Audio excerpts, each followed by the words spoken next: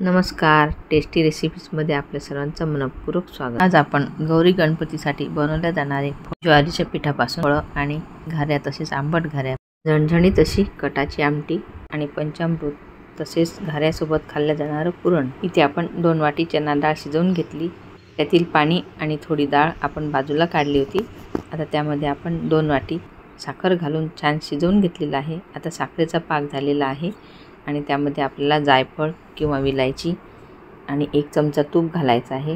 तूप घातल्याने ह्या पुरणाला छान स्वाद येतो। आता हे आपलं पुरण घाऱ्यांसोबत खायसाठी तयार झालेलं आहे। हे वाटून तुम्ही याची पुरणपोळी सुद्धा बनवू शकता। आता कटाची आमटीसाठी आपण मसाला बारीक करणार आहोत। लवंग, मिरे, दालचिनी, चक्री फूल, नागकेशर, मसाला वेलची, धणे, जिरे, शाही जिरे, तमालपत्र आणि दगडफूल। आणि इथे सुके खोबऱ्याचे काप घेतलेले आहेत। अगदी थोडे शेंगदाणे घ्यायचे, थोडी गोडंबी, 2 मोठे कांदे भाजून घेतलेले, 7-8 मिरच्या घ्यायच्या किंवा आपल्या आवडीनुसार। सर्व साहित्य तेल टाकून चांगलं भाजून घ्यायचं आणि त्याचं वाटण तयार करायचं। अशा प्रकारे वाटण तयार झालेलं आहे। कढईमध्ये तेल तापवायला ठेवलं आहे, त्यामध्ये जिरे मोहरी घालायची, ठेचून घेतलेलं आलं लसूण जिरे घालायचं, त्यामध्ये कोथिंबीर आणि थोडी हळद घालायची, त्यावरती तयार केलेलं वाटण घालायचं आणि चांगलं परतून घ्यायचं।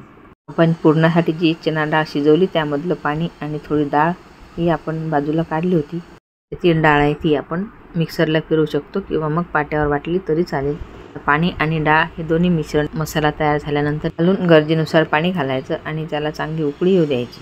चवीनुसार मीठ घालायचं, वरून थोडी कोथिंबीर घालायची। अशा प्रकारे आपली ही कटाची झणझणीत अशी आमटी तयार झालेली आहे।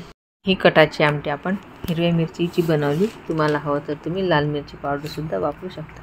व्हिडिओत दाखवल्याप्रमाणे आपण आंबट घाऱ्या, साध्या घाऱ्या आणि फळं हे पुढल्या व्हिडिओमध्ये बघूया।